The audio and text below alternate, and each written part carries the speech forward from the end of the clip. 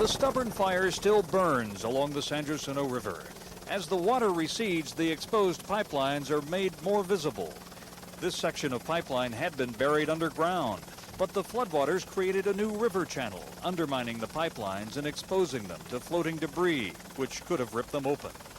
The Coast Guard says 50% of the oil and gas that spilled into the river, hundreds of thousands of gallons, is still in the river or along the river's edge.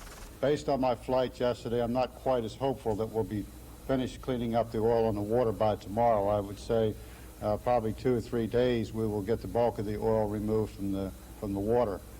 Shoreline remediation is going to take a lot longer than that.